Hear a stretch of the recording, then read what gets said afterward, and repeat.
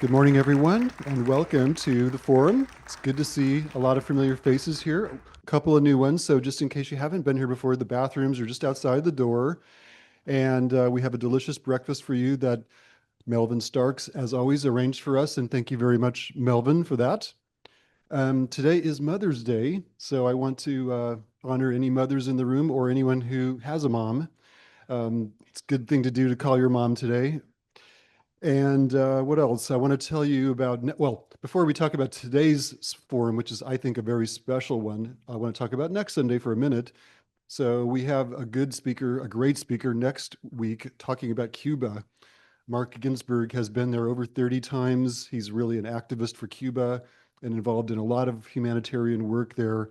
And he's been recently, and if you're watching the news, then you know that that country is under special persecution right now from our government, which is trying to overthrow their government basically and starve them into submission. So that should be a great talk. But I want to advise you that next Sunday is also Bay to Breakers Sunday. So if you know what that is, it's a foot race that crosses Van Ness and Franklin Street, and it's impossible to drive here from the south in case that's, or even take a bus up Van Ness. So like myself, I live on the south side, so I'm going to be walking from Church and Market up here. So if you want to attend this forum, please, plan accordingly or attend it via Zoom if you can't. But it's going to be a great one, so don't miss it, please. And then 2 weeks from today, we don't have a forum. That's Memorial Day weekend. And after that, on the 31st, we have another member of the church, Vivian Hay, is going to speak about autism. So that'll be a great talk. And a week after that, we have someone coming to speak about a program of sending young African-American kids to Africa. Mwangi Mukemi, I believe is his name. And then the last forum that we have planned currently is a local journalism outlet called Mission Local. And they'll be coming and talking to us about the work that they do. So those are the future forums that we have planned for you today. And just to talk about how Q&A works, in case you haven't been here before, we have those cards on the chairs and the tables. Please jot your questions down, and we will have a Q&A period after Bruce finishes speaking today. So that's what that is. Our speaker today is our own Bruce Neuburger, who, if you don't know him, and I'm sure you do, he is an author, an activist, many other things, really. I don't even know where to begin. But so now we'll have our Ohlone land recognition, and then we'll have Bruce.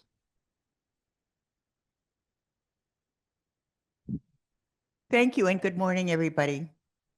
We, the members of the First Unitarian Universalist Society of San Francisco, acknowledge that our community is located on the unceded ancestral homeland of the Ramaytush Ohlone peoples, the original inhabitants of the San Francisco Peninsula. We recognize that we benefit from living and working here, and we affirm their sovereign rights as First Peoples. The Greater Bay Area is also the ancestral territory of the Miwok, Yokuts, Patwin, and other tribes. As the original stewards of this land, the indigenous peoples understood the interconnectedness of all things and maintained harmony with nature for millennia. We honor them now for their enduring commitment to our Mother Earth. Thank you.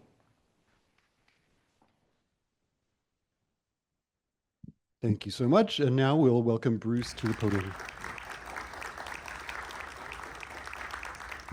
Thank you. And thanks for coming on a cold Sunday morning and Mother's Day too. Wow. And I want to second what Jeff said in regard to Melvin and his always present help with the food here at Forum. Been doing it for years. I'm going to,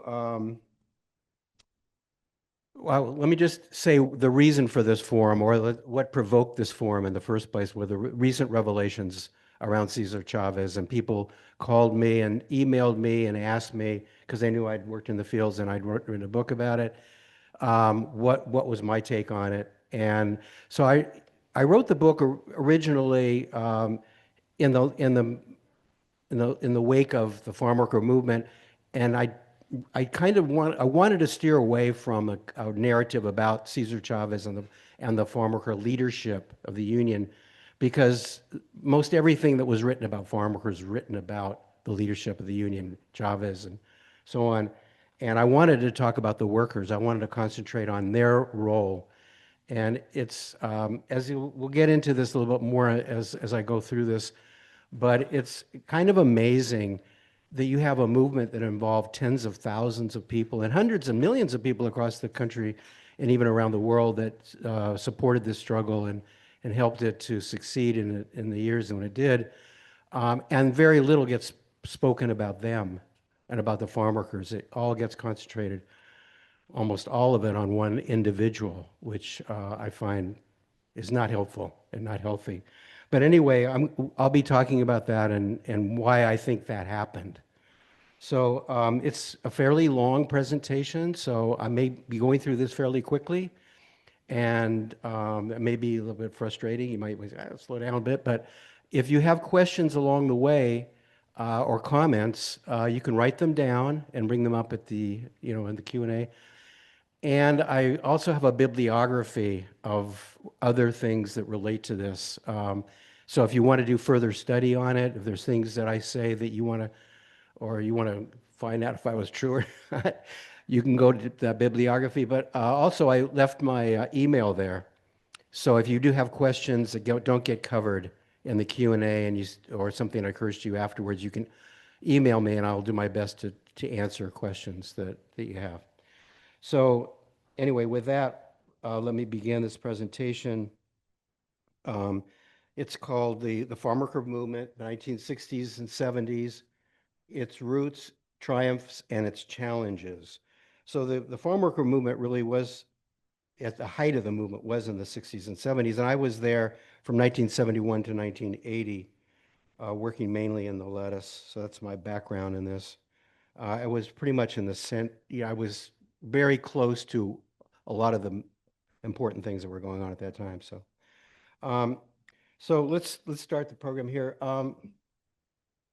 Let's see, how come this is not working? It's not moving.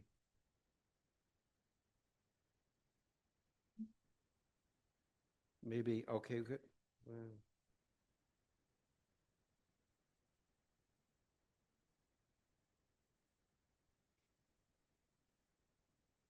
Oh. Oh, okay. Okay. Thank you, Alex. Okay, great. Thank you. Okay. All right. So the first here, California farm workers produce a large percent of the vegetables, fruits, and other foods in the United States. And this is an important factor for everybody to recognize. One of the most important working groups in this country for sure, and has been for a long time. And just to give it an idea, these are the percentages of fruits and vegetables. It doesn't include nuts in here, which are also a large part of that, but that are produced here in California by California farm workers. So they're literally feeding the country. Let's see. Do I have to click here? No. Oh, okay. All right. Oh, I see. There it is. Okay. All right. So they're about roughly nowadays, there are about 800,000 farm workers in California. 86% were born in Mexico, roughly, of course. 50 to 75% are denied documents. I use the word denied documents. I don't use undocumented because it doesn't represent the correct relationship here. We're talking about a farm system that goes back more than 100 years, 130, 40 years, and it's always been populated. It's been done by workers who've been denied their rights in one way or another. And this system of undocumented workers is not something that happens because people come here without, to sneak around the laws or something like that. It's done. It's a purposeful policy, and it's been more than 40 years, since 1986 with the amnesty program back there, that there has been no real pathway to legalization. There are very, very minor ways, narrow ways that people can become documented here. But for the most part, the millions that are hundreds of thousands that work here don't have a pathway to legal status. So I would sum that by saying farm workers long denied their basic rights as workers, and citizens are essentially a lower caste. And if you try to get a job in the fields, if you're not minority, like an immigrant or whatever, it's very difficult to get a job. It's not because white people can't do the job. That's not what it's about. It's not even that white people wouldn't do the work if it was possible and provided for a decent living. It's just that the farmers, the growers, don't want people who have their full rights. So that's why I say they are denied documents. So this is the background of the farm labor system, real quickly here. To really understand California's farm worker system, you really have to understand how the country got started. And so the social and legal and ideological base of the country. So the seizure of native lands and the mass importation of slaves is the two most important factors in the rise of the U.S. as a major capitalist imperialist country. And this is here what Karl Marx said about this: without slavery, you have no cotton. Without cotton, you have no modern industry. It is slavery that has given the colonies their value. It is the colonies that have created world trade, and it is world trade that is a precondition for large-scale industry. And that's, if you look even at the British Empire, the French Empire, and so on, how did they actually get started? The Spanish Empire, they got started on the basis of the theft of resources, but also the enslavement of people. At one point, for example, Haiti was the most profitable colony in the French colonial empire, and Jamaica was one of the most, if not the most, profitable in the British, and these were slave colonies. And this is, so slavery is very basic to the rise and development of capitalism in the world and colonialism. And then this quote from Avakian: there would be no U.S. as we know it without slavery. Very basic, neat thing to understand about this country. So in the mid-1800s, the U.S. had developed industry.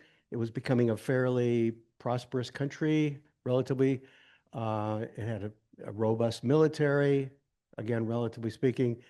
And there were problems among the slave owners. The land was being exploited as were the people.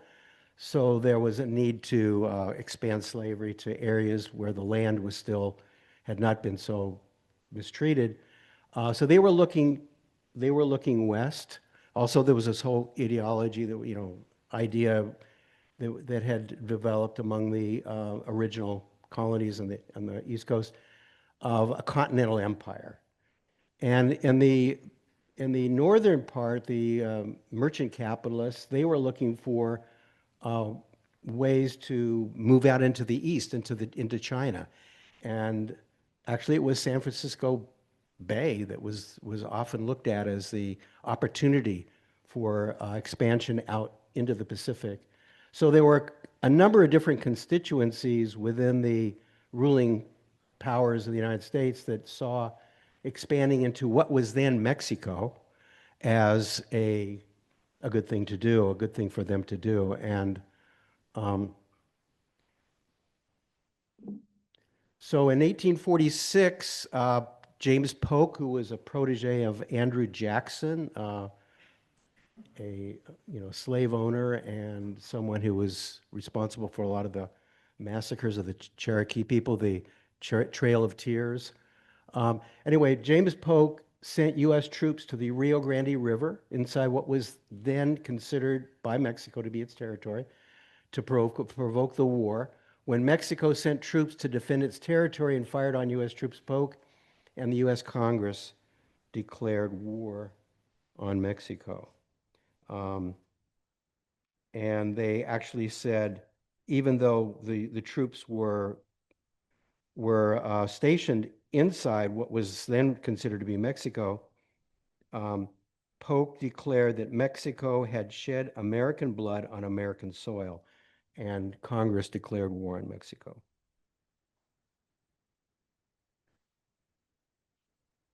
And as we know, the war was successful for the United States, and they seized what was at that time roughly half of Mexico's land and a good percentage of the natural resources that had belonged to them were seized by the United States.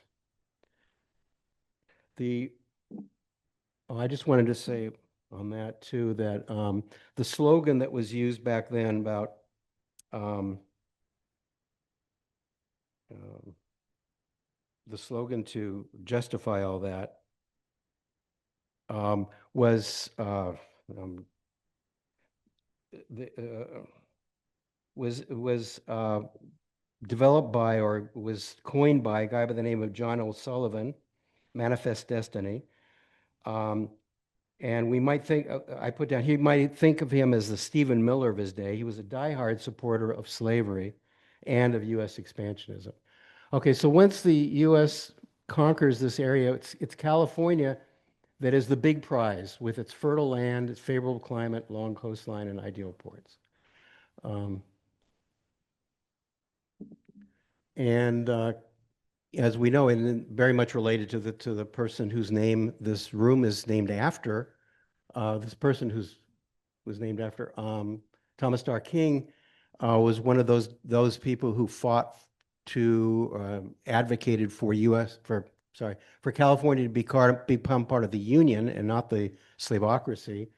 So California chose to become, fortunately, a non-slave state, but the dominant ideology was nevertheless white supremacy. And that's expressed in many, many different ways. One of them is the merciless extermination of the native people of this state, and the fact that in that picture at the top there, people, going to the discovery of gold and people going to the gold mines, the areas to mine for gold. Pretty much all the non-white people were excluded from those gold mining areas, were eliminated by that, and yeah, kicked out. So the land, California's land, which was also deemed to be have extraordinary potential, was taken up fairly quickly by large landowners, by hook and by crook, mainly crook. um, and And so by 1871, you had 516 men in California that owned, well, there it is, more than 8 million acres. Now, they really weren't so much like the native people that had once controlled the land or held the land or lived on the land, revered the land as Mother Earth, as the basis of all life, and so on as it is. The capitalist mindset that took hold here regarded land as potentially wealth, but the wealth couldn't be realized without producing commodities. You produce commodities, you sell them on the market, you make money, and of course that wasn't going to happen without labor. And so there was the very beginning, these large landowners needed labor. They first started farming wheat and other grain crops because they weren't so labor intensive, but they exhausted the soil in many cases, and so it was a diminishing return on that. And then, so the search for labor was a constant drive for the California farmers, for the growers. And it, from the very beginning, had the cast of racial oppression and exploitation. The first group to work the fields in California in any large numbers were outside the native people, were were the Chinese. And the Chinese came to the United States as people had already had quite a bit of experience in the fields. They were skilled farmers, and they were really able to create the initial infrastructure for what eventually became the farm factories in California, the highly industrialized, highly mechanized, highly modernized and efficient farming. But that was the Chinese that began that process.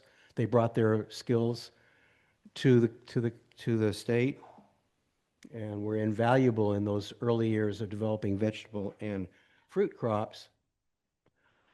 And then by 1869, there was the railroad, which the Chinese also contributed to, as well as the Irish from the West Coast, from the East Coast. That was a dramatic change as well, because with the opening of the railroads, then you had all of a sudden the market for California produce was expanded. So you could now send the fruits and vegetables and so on, you could send them east. And so that greatly increased the value of the land. There was a whole very horrible history, sad history.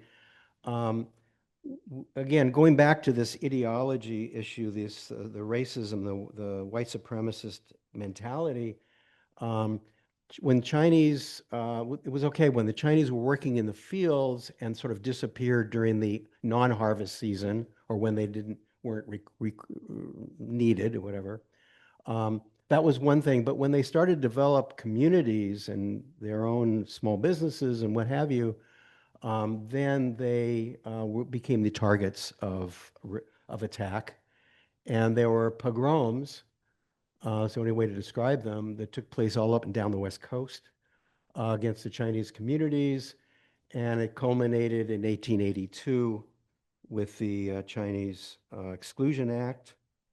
And interesting, I think it was in 1883 that the Statue of Liberty gets put up in New York Harbor. So you see the contrast. On the one coast, exclusion, the other coast, the welcoming of European immigrants.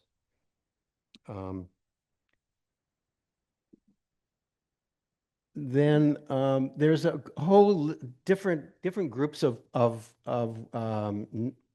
workers come into the country. The growers are actively recruiting people in different parts of the world, or advertising that they, come to the United States and you can, for a better living and what have you.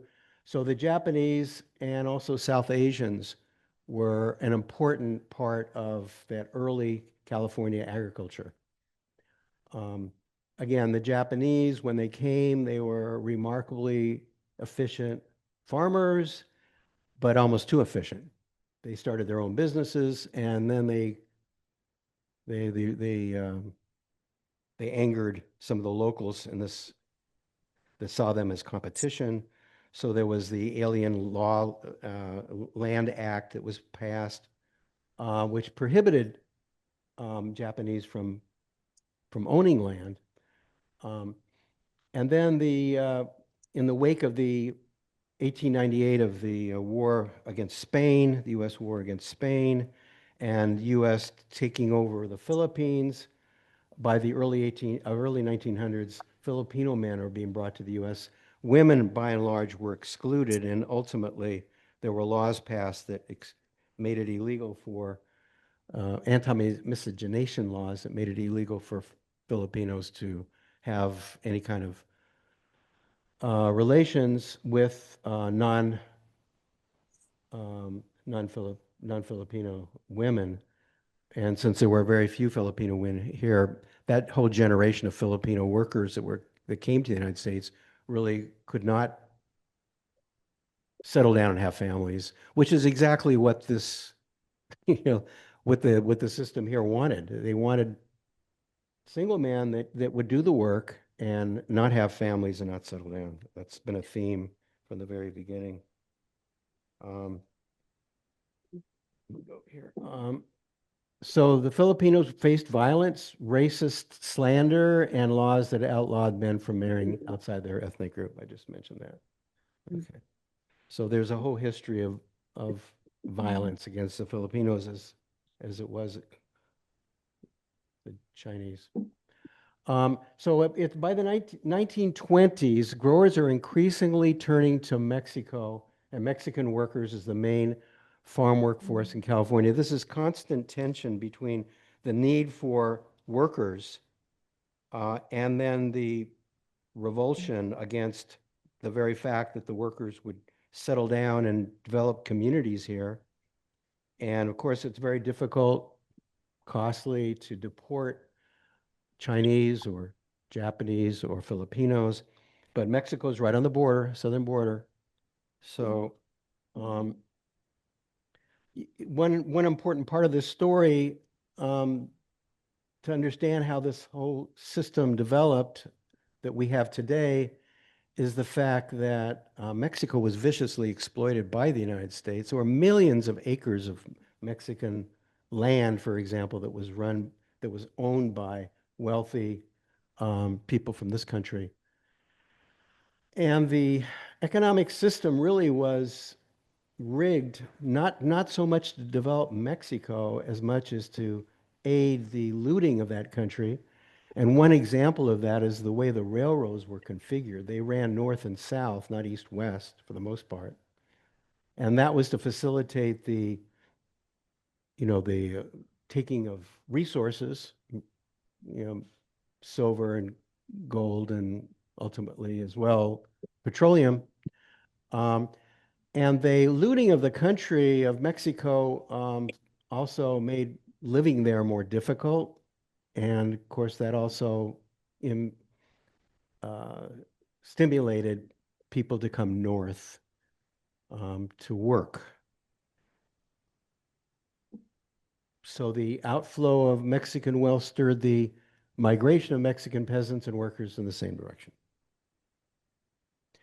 And with Mexican workers becoming the mainstay of farming in the Southwest, California, Texas, Arizona, for example, there was this whole edifice developed of getting workers when you needed them and then moving them out when they were no longer needed for labor.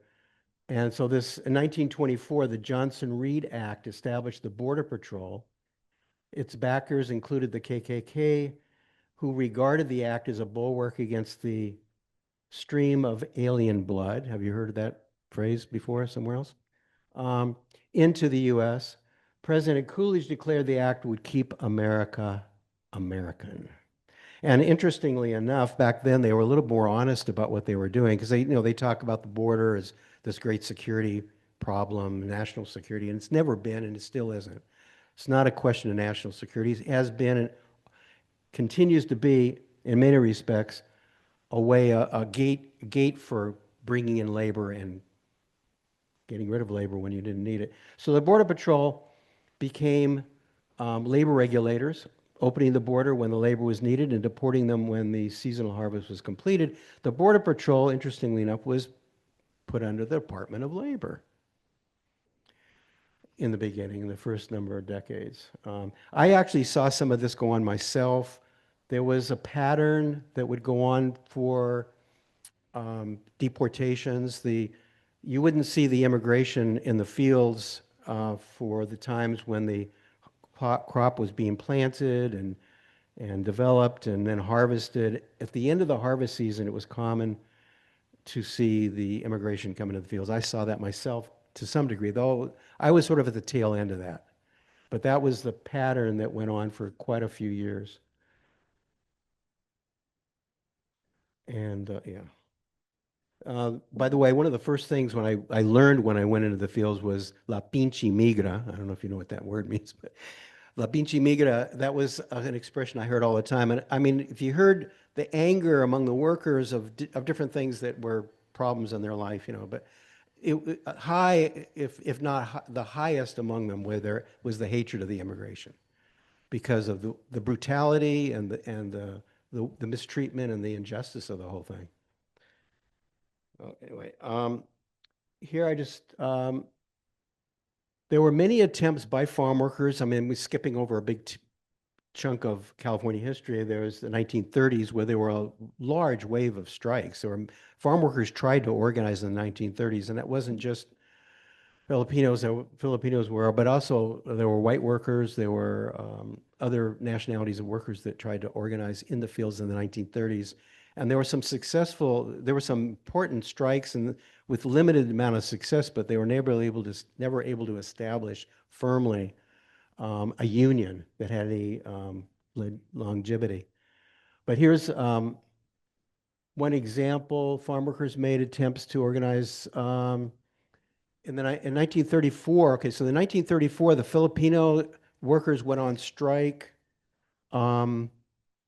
along with the packing shed workers at SOAM. The packing shed workers are mainly white, so they had this division of labor.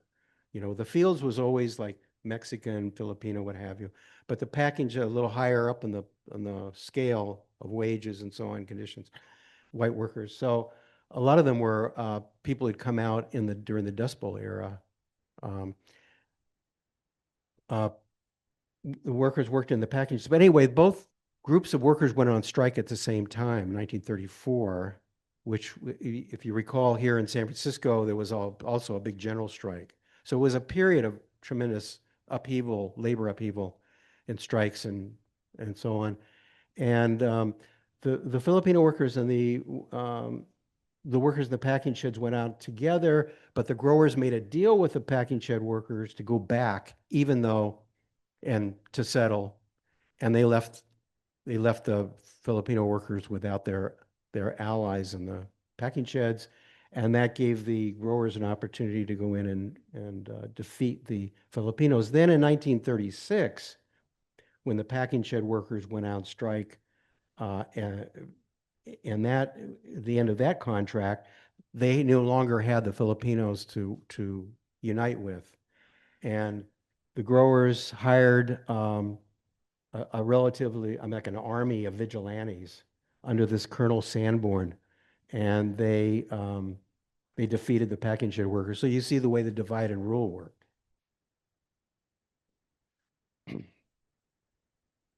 So during the New Deal era of the 30s, industrial unions won concessions from the government, like the National Labor Relations Act, which granted them collective bargaining rights. Farm workers were always excluded from all of these national laws.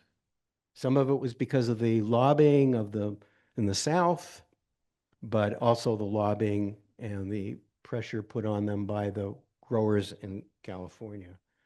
So farm workers were virtually without any kind of legal support from the federal government.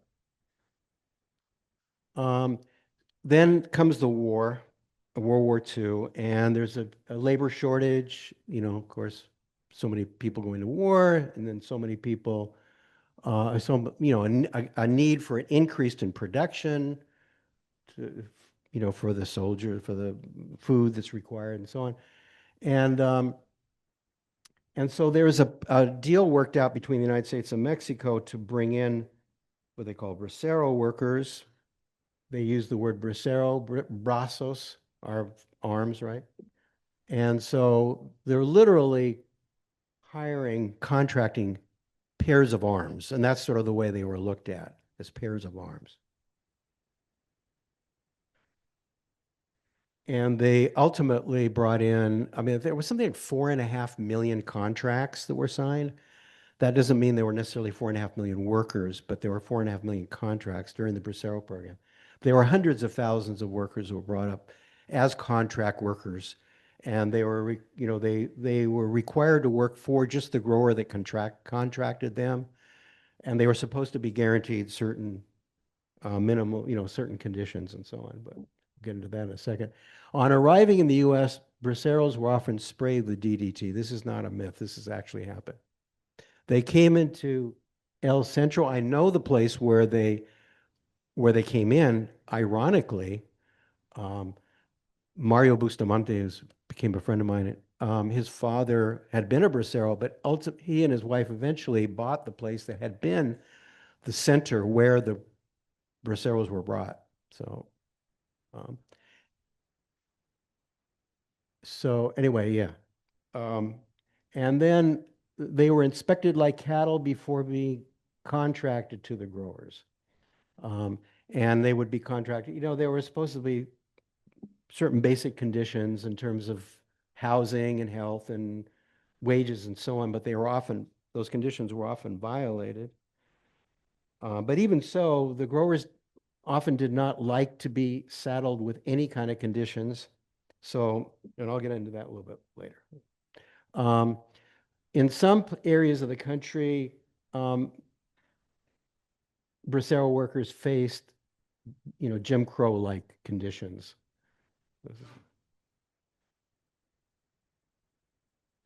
So the bracero program as a wartime measure was extended after the war several times. It was originally to end at the end of the war, which was 1945, right? So it was 42 to 45. Then it was extended once again, and then again in 1958, and it continued on until 1964. Now, part of the reason for that is because it was popular among the growers and the powers that be, because as one historian said, it was providing production without reproduction. I guess that's pretty obvious there. So there is one of the elements of the Bracero program was that people would be contracted, right? So your contract is up at a certain point, 6 months or whatever it is, right? And then you're required to leave the country and then sign a new contract and come back again.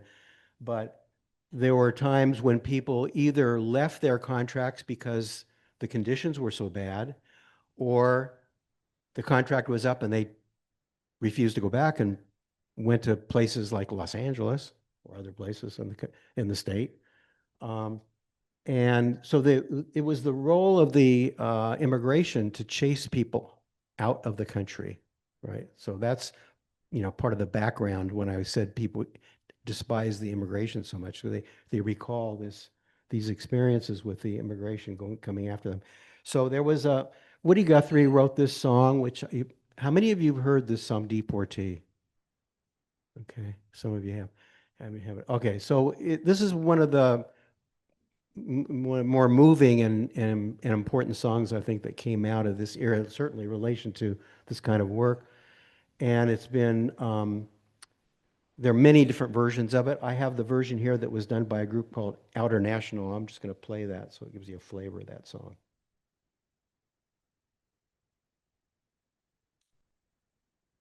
Well, it's playing here, but it's not playing up there. Why is that? Huh? No, but it's supposed to be up there. It's a video.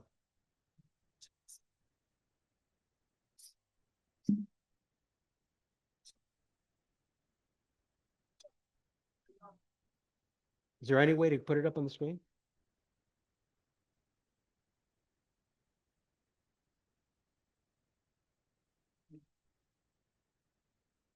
What's that? Okay, anyway, we have technical problems. I wanted to play the video, but if you're really curious, afterwards I'll play it for you.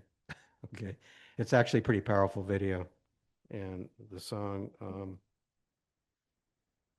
Anyway, okay, so let me see. Maybe this one will play. No. Well, can you hear this?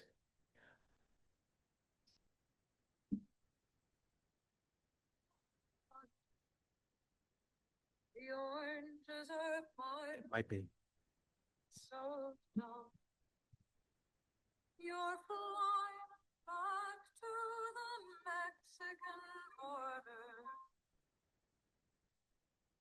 It takes all their money to wait back again. Goodbye to my one, goodbye, Rosalito. Adios, mis amigos, Jesus y Maria. You won't have a name when you ride the big airplane. All they will call you will be deportee. My father's own father, he waded that river. They took all the money he made in his life. My sisters and brothers come work in the fruit fields. Rode that truck till they went down and died. Some of us are illegal and others not wanted. Our work contract's out and we have to move on. 600 miles to that Mexican border. They chase us like rustlers, like outlaws, like thieves. Goodbye to my one, goodbye, Rosalita. Adios, mis amigos, Jesus y Maria. You won't have a name when you ride the big airplane. For all they will call you will be deportee. Okay, I think I'm going to stop it there. It goes on a little bit longer, but so yeah, it's important to understand this Bracero period. The immediate motivation for that song was that there was a deportation and a roundup of workers, and they were put on an airplane, and the airplane crashed, and everyone was killed. And the newspapers the day after the crash cited the name of the pilot and the co-pilot and said there was so-and-so as the pilot, so-and-so as the co-pilot, and 80 deportees. That was it. So Woody Guthrie wrote this song basically saying that's all they're going to call you is deportees. And many years later, actually it wasn't that long ago, maybe less than 10 years ago, people actually found the names of the folks that were in this plane. And where the plane crash took place, which was in the Central Valley, they put up a monument to them. So, okay, so anyway, let me go on here. So there was, you might have heard of the mass deportation of 1954. Well, I was talking about the Bracero program and how the Bracero program was quote unquote leaky, that people would leave their contracts and go and live, say in LA or other places in the state, settle down, have families, and communities were developing. And the rightist, as we've seen here, going on in front of us right now, the nativists, the racists, whatever you want to call them, were getting more and more irate that the Latino community was growing. And so they put a lot of pressure on the government. And so there was a mass deportation that took place in 1954 in during Eisenhower's government, which Trump has cited repeatedly to say, well, if Eisenhower could do it, why can't I do it? Kind of thing. But anyway, it was very ugly. 1.5 million people were alleged to have been either deported or forced out of the country by the terror that was unleashed on them. They used very military tactics back then too. So the farm worker movement in the 1960s and 70s was really a rebellion influenced by these injustices. To understand farm workers in that era, you kind of have to understand what came before, because these are the lived experiences of the people, and they're bringing these lived experience into their struggle. So I think it's important element to keep in mind. So how the farm worker movement in the 1960s, 70s begins. Okay. When the Brazil program ended in 1964, you can imagine, farm workers were looking forward to improving their conditions because they'd been restricted legally by the Brazil program. Um, and so, in particular, like the Filipino workers that were down, they were harvesting the grapes down in Coachella. They were looking forward to improving their conditions, but the growers had a different idea in mind. They said, well, now that the Brazil program, which mandated certain wages, is over, we're going to lower the wages. And that's what happened in 1965. And the Filipino workers there, led by Larry Etliong and Phil Veracruz, went on strike. And they actually did force the wages up, but to some degree in that strike. But at Coachella is the first grape harvest in the grape harvest generally that starts from the south and moves up north. And after the Coachella harvest, it moves up into the Delano area. So once the Coachella harvest was over and people are moving up, the workers are going to follow the harvest, a lot of them, right? So they go up to Delano, and at that time, there was a national farm worker organizers, National Farm Workers Association, led by Cesar Chavez, was actively working, had started in 1962 to organize workers in the Delano area. So they had a certain following, certain strength there. They had never had, up to that point, not struck. But when the Filipinos arrived into Delano, they went to Cesar Chavez and Dolores Huerta and so on, Gil Padilla, the others who were leading that organization, and said, would you join us in a strike? And there was hesitancy because strikes are not easy in the fields.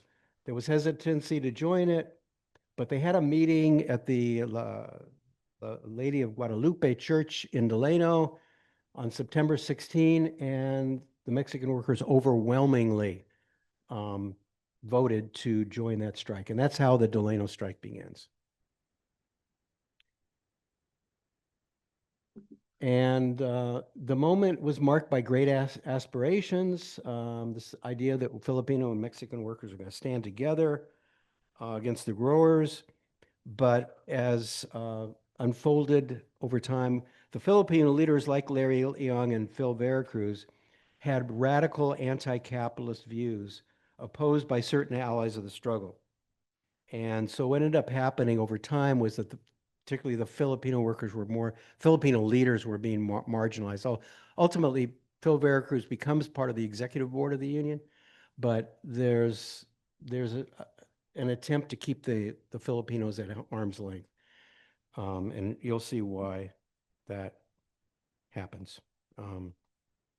So very important to understand that not only the background of what came up that led to the farm worker movement, the whole era of oppression and so on, but the context in which the 1965 strike takes place.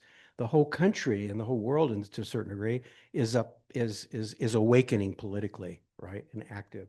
And so you had the civil rights struggle, the anti-war movement. You had free speech movement of students at Berkeley, which spread across the country. Also, of course, influenced by the civil rights movement. You had the rebellion, 1965 uprising in Watts. So all these are part of the context in which the 1965 strike is taking place in Delano. And you had movements of liberation and revolution across the globe, many, many countries, including the Cultural Revolution in China. And you had the Black Panther Party that emerged a little bit later, like the latter part of the 1960s, but with the Black liberation struggle and the fomenting of, or whatever, the uplifting of revolutionary ideas that became, especially in that generation of the 1960s, became very much part of their outlook. So this is the context in which all this is taking place. So how did it was called originally United Farm Workers Organizing Committee after the Filipinos whose group was called the Agricultural Workers Organizing Committee, came together with Cesar Chavez's group. They call themselves the United Farm Worker Organizing Committee. They became a powerful influence in the fields. How did that happen? Okay. When the grape strike encountered difficulties, the UFWOC leadership explored another option, which was the boycott, which is really a brilliant move on their part, to recognize there was a basis for a different kind of struggle, looking across the country and seeing the agitation, the enlightenment, the awakening of the people. There's a potential to reach out to the population at large and gain their support. And that's what happened. So the grape boycott tapped into an awakened public, breaking the isolation of farm workers for the first time. So this is one of the differences between what happened in the 1960s and what had happened in the 1930s. In the 1930s, there were many very hard-fought, heroically fought strikes, but for the most part, the growers, the workers were isolated in these small towns, and the growers had very strong control over the local authorities, the sheriffs and courts and so on. So it was very difficult for the workers to sustain themselves under those kind of conditions where they're constantly being, attacked by the sheriffs and the courts and jailed and so on. But here's a new situation. All of a sudden, farm workers are finding allies across the country. And so it's not easy for the growers to isolate them. In fact, when growers start to attack them, it actually just motivates people more to boycott. So the growers found themselves in a situation where they were on the defensive for the first time, really. And by 1970, the boycott succeeds. The grape growers sign contracts because to get the boycott off their backs, basically. And then a month later, in August 1970, vegetable workers in Salinas went on strike, and a general strike, which is from the time of the 1930s, the most powerful strike up to that point in the fields was the strike in Salinas in 1970. And many of the strikers were former braceros, which is also important to understand. These are workers who had worked together for decades, so they knew each other. They had been thinking about organizing, right? When they saw that the contracts were being signed in Delano, they put the word out, come to Salinas, help us. And the UFW, a bit stretched, you can imagine, they now have to deal with all these contracts and the grapes. But people weren't going to wait. The lettuce workers were not going to wait. So Farm Workers Union sent organizers there as well. So the other thing that should be said here is that when the Bracero program ended in '64, and lettuce workers are very skilled workers. Vegetable workers are very skilled workers. If anybody's ever worked out there, you have to be in pretty good condition and all that. Anyway, the growers granted or got the immigration to grant the now former braceros green cards. So you had a big section of those workers now who had green cards. So they were legalized workers, right? So that's another factor in this strike. So it was a very powerful strike. And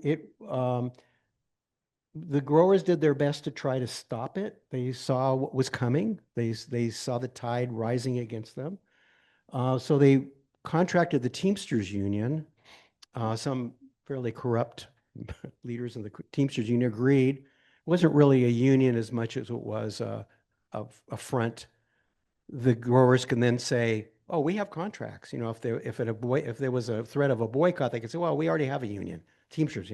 So they signed with the Teamsters very hastily, but it didn't. It actually angered the workers more because they could see that the growers were, using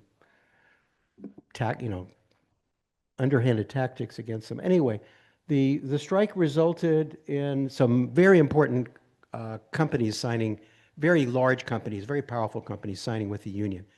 That one of them was Inner Harvest. That's where I started working, Inner Harvest, and Fresh Picked, which was under the Purex Corporation. So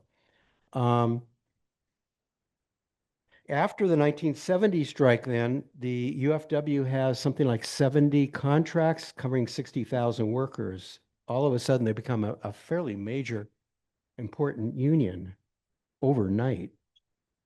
And it's also important to realize that all the things we mentioned up to this point about the history of the farm workers, that became part of the mix.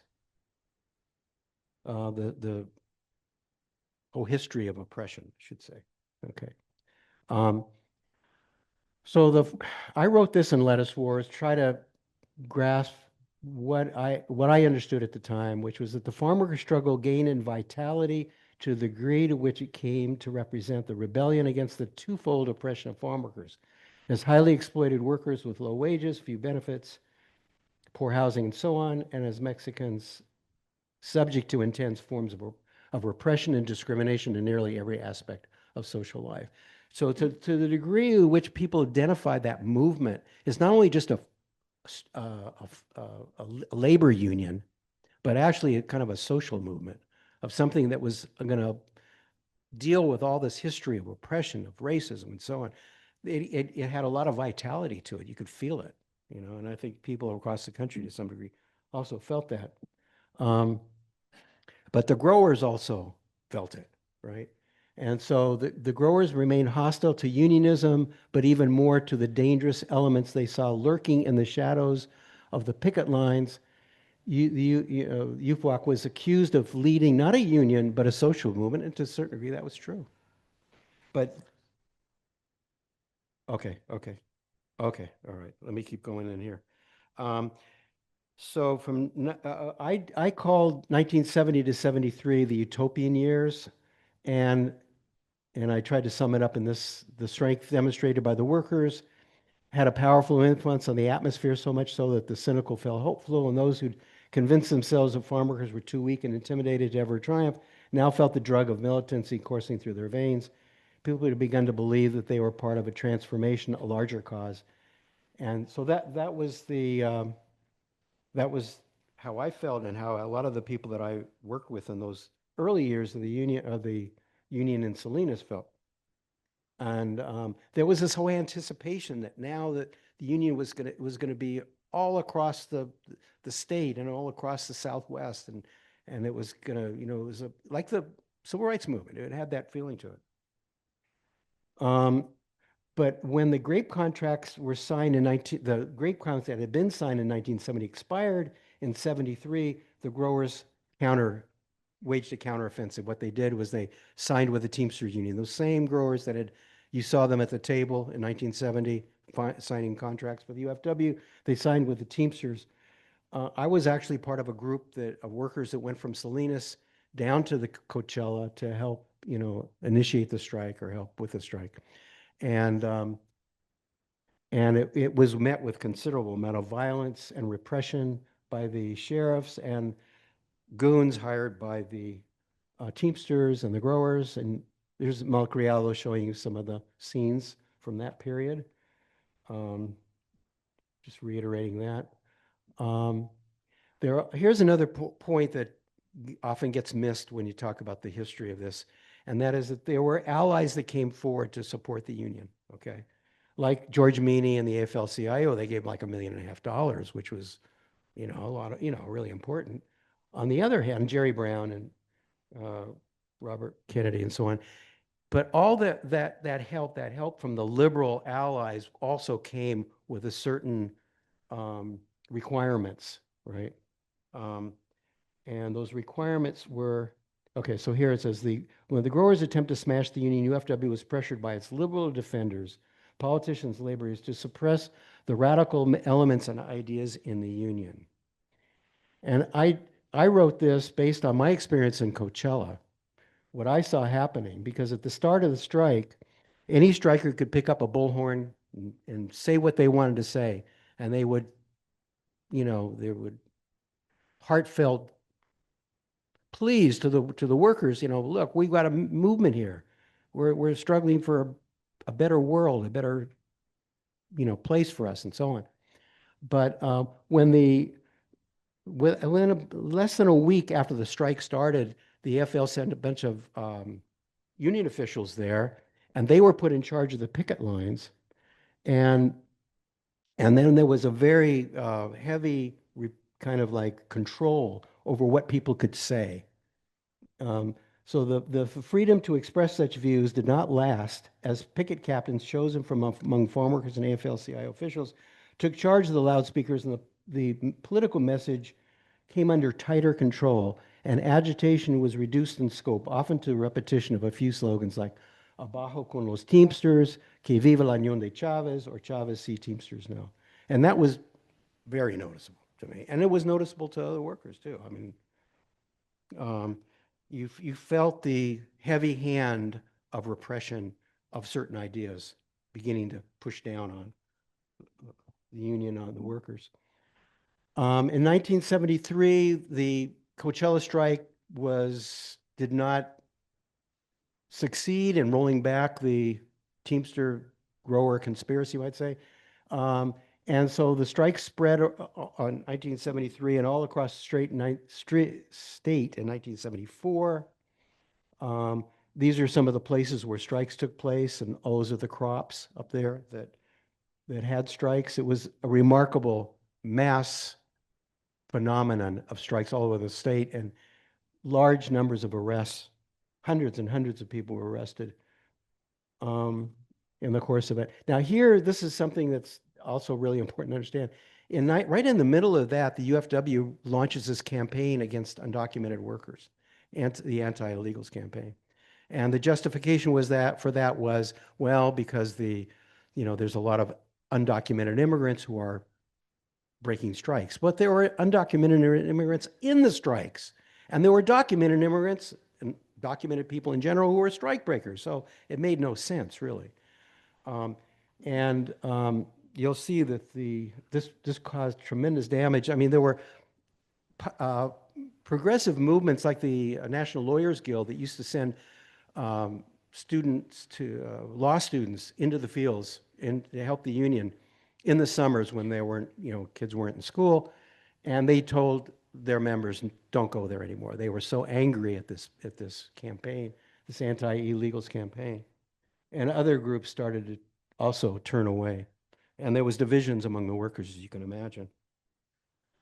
The strikes were meant to show that there would be no peace in the fields until the union's existence was secured. So that was the rationale, or the overall strategy at that point, was as many strikes as possible to convince the powers that be in the state that unless the union gets some kind of legal sanction or support, or its future is guaranteed, then we're going to continue to strike and cause disruption. And so they ended up with Governor Brown at that time, championing this. The ALRA, the Agricultural Labor Relations Act, guaranteed a process of union elections. And that's a copy of a leaflet that was actually put out all over the fields. The race is won, which is a little bit deceptive, to say the least. But anyway, so the elections take place across the state. The UFW does very poorly in the grapes. Different people have different, have analyzed that. Part of it, they made really some serious mistakes, partly because they were overstretched after 1970 and so on. But they made mistakes in their original contracts. But also, it was the area where the anti-illegals campaign had been most forcefully carried out, and that alienated a lot of people, because a lot of the workers that were being called on to vote were undocumented workers, and they go, well, why would I vote for a union that's trying to get me deported? Okay, I got to wrap this up pretty soon here. Okay, so after 1975, there was a great deal of disillusionment, cynicism, and division, and in the UFW. Why is that? After 75, the union was trying to clamp down on the workers, keep things quiet in the fields, and there was still problems that people wanted to fight over, and so that was one of the factors. I outlined 4 factors, but I want to especially concentrate on the last one, number 4. The union's top-down structure stifled democratic participation. Leaders in all levels were appointed by Chavez from the executive board, Um, Even the people running the local offices and leaders of the ranch committee were all appointed by Chavez and were expected to sort of go along with what he wanted. Okay.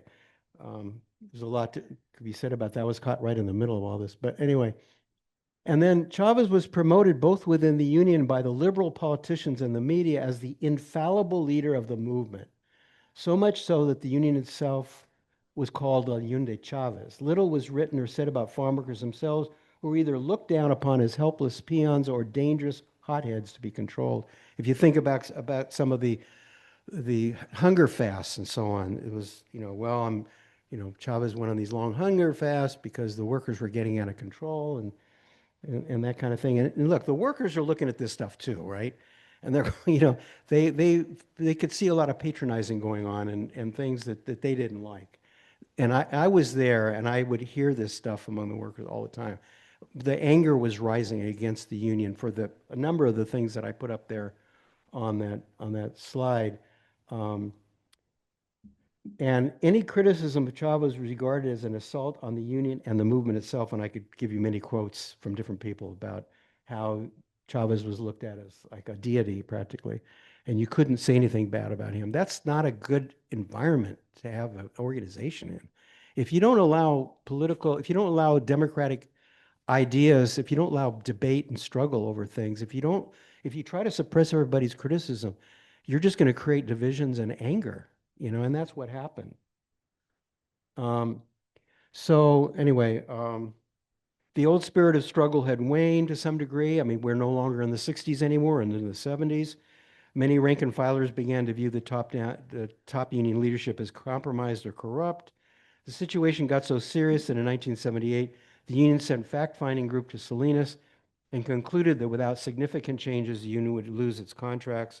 So as 79 approached, the union proposed a big wage increase. They were going to demand from the growers a big wage increase and other improvements and so on. So the strikes, this is really important. The strike began in February 1979 in the Imperial Valley. And very quickly, very soon after it started, Rufino Contreras, I don't know if you've ever heard of him, but he was killed. He was a striker at Myers Socon Company. A bunch of workers went in the fields to try to get the strike breakers out. Foreman shot him. It was a big funeral. It was a major, major event down there.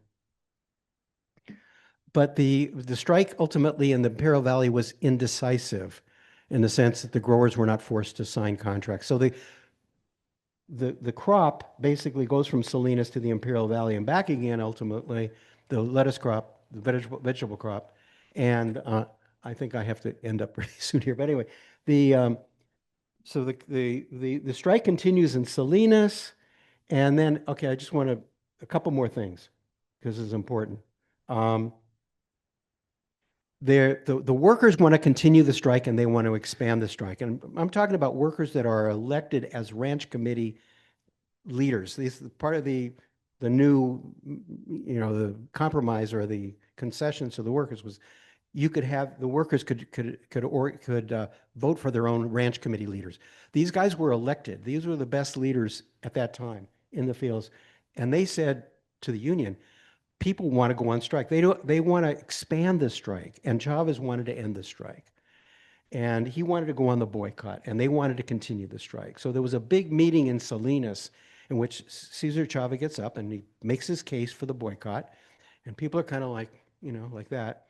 And then Mario Bustamante, who's one of these rank and file leaders, gets up and reads a resolution about expanding the strike, and everybody claps and Viva la Huelga and all this kind of stuff. So that was a real setback Chavez did not feel good about that meeting.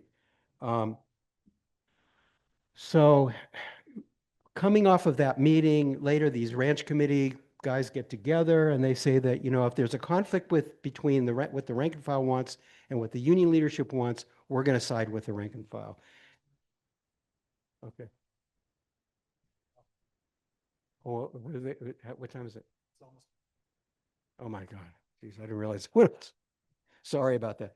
Okay, I just want to say, let's see, where are we here? There was a union convention in 1981 where some rank and filers were going to be nominated to be on the executive board. The ones who tried to do the nomination were intimidated, left the meeting. These are some of them right here. There's 4 of them. There's so much more to say about this, but anyway, it ended up being a very ugly moment. These guys were all kicked out of the fields. They were the best leaders that the union had in Salinas at that point. And so when the contracts came due in 1979, the growers could see the divisions in the union. They said, we're not going to sign any contracts. That's it. The union lost almost everything. So it had to do, we're also in the Reagan era too, so that's a factor. But the divisions in the union were devastating. And anyway, we talk about what's going on in the fields now. And let's see, that's me in the fields. And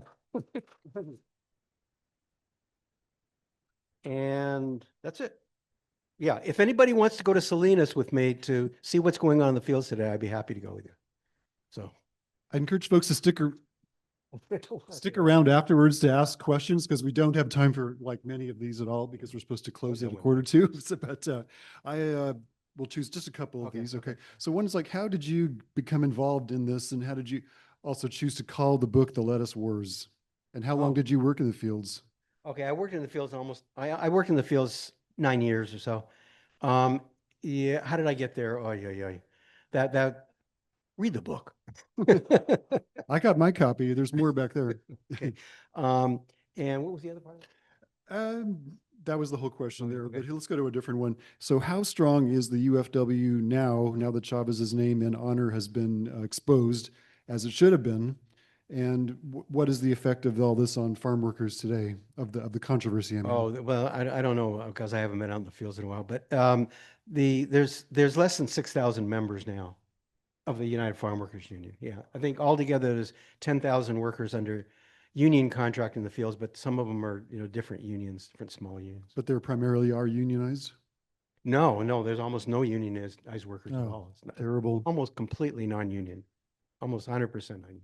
How much of Trump's success in with grabbing immigrants and killing and detaining them, it has to do with the increase in the speaking of Spanish in the USA? Basically, how much of it is driven by racism, do you think?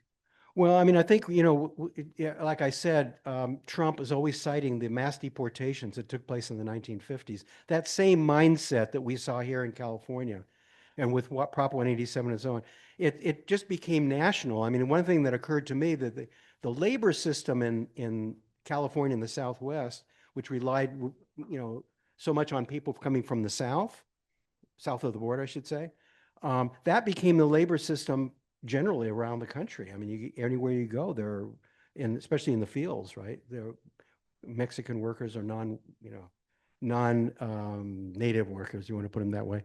So that whole mentality of white supremacy and so on has has reflected itself and has emerged time and again in the history of this country. And Trump is just the latest and most egregious example of that. Okay, I think we'll close with these 2 questions. We'll consolidate them. In view of the injustices continuing with the Eisenhower administration and beyond, when did the union movement begin? And the second question is, can you compare the situation in the 30s to the 60s with today? Oh yeah, okay. Well, I tried to get into that a little bit. In the 30s, there were tremendous upheaval, and it was motivated by the conditions. The growers were constantly lowering the wages, as the wages of workers generally were all across the country, and people responded by fighting back. In those days, in the 30s, I mean, it was a different state. It was a lot less populated, and the growers had much more, relatively speaking, were more powerful in those days. And the workers were more isolated. The 60s, what I think the significance of the 60s was, and the grape boycott and all that, is that for the first time, workers were able to actually develop alliance with people in the big cities. And the people in the big cities through the boycott were able to help them and support them. Yeah, the boycott was, yeah, very, very key in that. Yeah. So, And today we have no unions. Is there labor consciousness among the farm workers?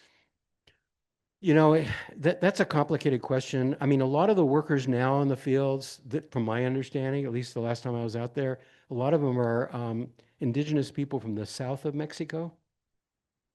Um, they have their own organizations, but I don't know that they're wired in the same way that the workers were back when I was there in terms of the broader, you know, social movements and so on. And we don't have those broader social movements in the same degree that took place, that did exist back in the 1960s. I mean, the civil rights movement was the most important movement that's ever taken place in this country, and it lifted all boats, you know, including the farm workers. You know, they became inspired and seen the opportunity. It wasn't that the oppression wasn't there, it's obviously was, but you know, it's not just oppression that creates struggle, it's opportunities to resist your oppression.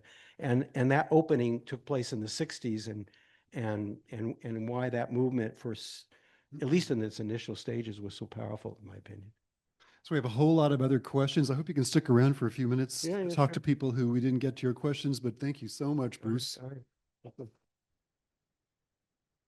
Amazing talk. Um, Hmm. really, Okay. that is a nice round of applause. Like, great talk. If you're coming back next week, and we hope you will, to hear Mark Ginsburg speak about Cuba, make sure you allow plenty of travel time because it is Bait Breakers next Sunday. Wow. That means you won't be able to drive from Point South or take the bus. So like I'll be walking up here from Church and Market. We sleep here Saturday You- night? so thank you, everyone, and hope to see you next week, or do it via Zoom, right? You don't want to miss next weekend's talk because Mark Ginsburg has a great presentation for you next week. Thank you. Thank you, guys. Thank you.